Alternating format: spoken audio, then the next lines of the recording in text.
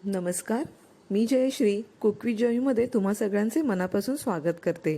आज आपण अस्सल मालवणी चवीची चमचमीत सुरमईची फिश थालीची रेसिपी पाहणार आहोत। यात आपण सुरमईचे कालवण, फिश फ्राय आणि सोलकढीची रेसिपी अगदी डिटेलमध्ये पाहूयात। सर्वात आधी आपण कालवणासाठी लागणारा मसाला भाजून घेऊ। त्यासाठी इथे मी अर्धा कप खोवलेला नारळ घेतला आहे, एक कांदा बारीक चिरून, एक टोमॅटो, 15 ते 20 लसणाच्या पाकळ्या आणि थोडंसं आलं। सर्वात आधी आपण कांदा थोड्याशा तेलावरती कढईमध्ये भाजून घेऊयात। कांदा खूप खरपूस भाजून न घेता हलका सोनेरी रंगावरतीच आपल्याला परतून घ्यायचा आहे, कारण त्यानंतर आपल्याला यामध्ये बाकीचे जिन्नस घालून पुन्हा एकदा हा कांदा छान परतून घ्यायचा आहे। हे पहा, इथे कांद्याचा रंग हलका चेंज झालेला आहे। आता यामध्ये हा बारीक चिरलेला टोमॅटो आपण घालू आणि पुन्हा एकदा हे सर्व आपल्याला छान परतून घ्यायचं आहे। टोमॅटो आता थोडेसे सॉफ्ट आणि मॅश झालेले आहेत। आता या स्टेजला आपण यामध्ये हे बाकीचे उरलेले सर्व साहित्य घालून हा मसाला पुन्हा एकदा छान परतून घेणार आहोत। मसाला परतताना सतत या पद्धतीने मसाला सर्व बाजूंनी हलवत राहा, त्यामुळे तो एकसारखा भाजला जाईल। हे पहा, आता आपला मसाला अगदी व्यवस्थित भाजून तयार झालेला आहे। आपण हा मसाला एका प्लेटमध्ये काढून घेऊ व तो थंड करण्यासाठी ठेवून देऊ। या मसाल्यात आता मुठभर फ्रेश कोथिंबीर आपल्याला घालायची आहे आणि थोडंसं पाणी घालून त्याचं अगदी छानसं वाटण आपण तयार करून घेऊ। हे पहा, इथे आपलं वाटण तयार झालेलं आहे। आता आपण कालवणाच्या फोडणीची तयारी करू। त्यासाठी इथे एका कढईमध्ये मी 4 मोठे चमचे तेल गरम करून घेतलं आहे। आता त्यामध्ये आपण हे वाटून घालून घेऊ। थोडा वेळ परतून घेऊ आणि यामध्ये आता आपल्याला सुके मसाले घालायचे आहेत। तर सर्वात अगोदर मी यामध्ये पाव चमचा हळद घालून घेते। आवडीनुसार लाल तिखट घालायचं आहे।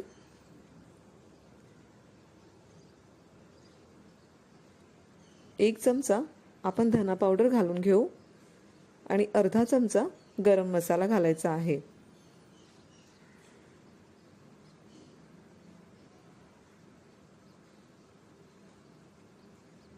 आता हे सर्व मसाले आपल्याला छान तेल सुटेपर्यंत परतून घ्यायचे आहेत। कालवणाला येणारा खमंगपणा हा आपल्या मसाला परतण्यावरतीच अवलंबून असतो, त्यामुळे इथे अजिबात घाई न करता अगदी छान तेल सुटेपर्यंत आपल्याला हा मसाला परतून घ्यायचा आहे। मसाला छान परतला की त्याचा अगदी मस्त सुगंध तुम्हाला लगेच जाणवेल। हे पहा, आता इथे मसाला परतून झालेला आहे। यामध्ये आता आवश्यकतेनुसार पाणी घालून घेऊ आणि पुन्हा एकदा सर्व छान मिक्स करायचं आहे। तुम्हाला जितकं घट्ट किंवा पातळ कालवण हवं असेल त्या अंदाजाने तुम्ही यामध्ये पाणी घालू शकता। हे पहा, या पद्धतीने कालवण आता तयार झालेलं आहे। आता यामध्ये चवीनुसार मीठ घालून घेऊ व पुन्हा एकदा छान मिक्स करून याची आपल्याला छान उकळी काढून घ्यायची आहे।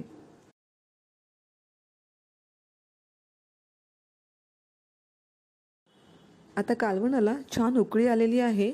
या स्टेजला गॅसची फ्लेम आपल्याला स्लो करायची आहे आणि त्यामध्ये सुरमईचे पीसेस आपल्याला घालून घ्यायचे आहेत। इथे मी सुरमईच्या साईडची शेपटी आणि त्याच्या डोक्याचा वापर कालवणाच्या रश्श्यामध्ये केलेला आहे। आता हा रस्सा 10 मिनिटं स्लो गॅसवरती असा शिजू द्यायचा आहे आणि आपला चमचमीत सुरमईचा रस्सा तयार होईल। हे पहा, किती छान तर्री देखील आलेली आहे आपल्या कालवणाला। आता आपण सोलकढीची तयारी करून घेणार आहोत। सोलकढीसाठी इथे माझ्याकडे 15 ते 20 आमसुला आहेत।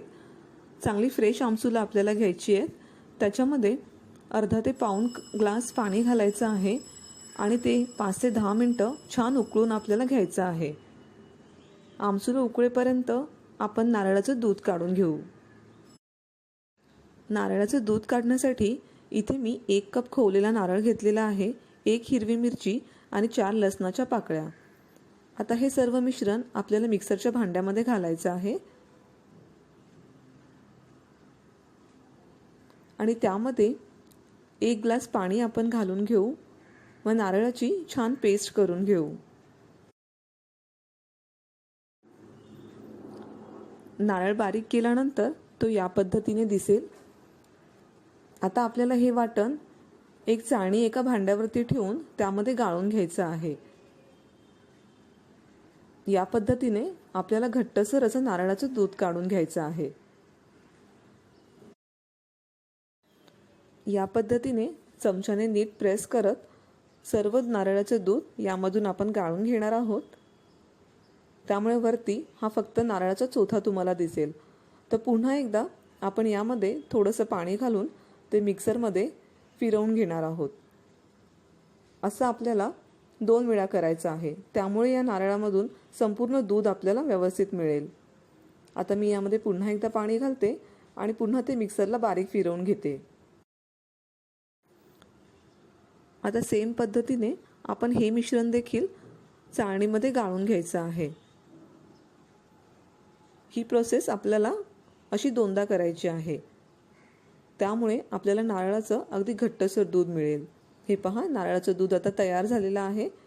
तुम्ही इथे पाहू शकता, खूपच घट्ट हे दूध आहे। आता ही माझ्याकडे कोकम आगळ आहे। आपण जे आमसुलं मगाशी पाण्यात उकळवली होती ती देखील आपल्याला गाळून घ्यायची आहेत आणि गरजेनुसार हे आगळ आपल्याला नारळाच्या दुधात घालायचं आहे। चवीनुसार मीठ घालायचं आहे। आपली चमचमीत सोलकढी तयार झाली आहे। आता आपण फिश फ्राय करून घेऊ। यासाठी इथे मी सुरमईचे काप स्वच्छ धुवून घेतलेले आहेत। मी अख्खी सुरमई बाजारातून आणली होती। त्यातील डोक्याचा आणि शेपटीकडचा भाग आपण कालवणामध्ये वापरला आहे आणि बाकीचे हे पीस आपण फ्राय करणार आहोत। सुरुवातीला यामध्ये चवीनुसार मीठ घातलं आहे। आता आपण यामध्ये पाव चमचा हळद घालून घेऊ।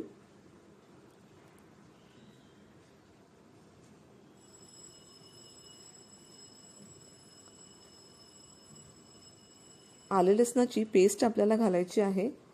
आले लसणाची पेस्ट तुम्ही नक्की घाला, यामुळे माशाला असलेला उग्र वास नाहीसा होतो। नंतर मी यामध्ये 1 ते 1.5 चमचा मालवणी मसाला घालणार आहे। तुमच्याकडे जर हा मसाला अवेलेबल नसेल तर तुम्ही घरातला कोणताही लाल तिखट वापरू शकता आणि सोबतच थोडीशी धना पावडर आणि गरम मसाला देखील घाला। आता हे सर्व मसाले माशांच्या तुकड्यांना आपल्याला छान चोळून नीट लावायचे आहेत।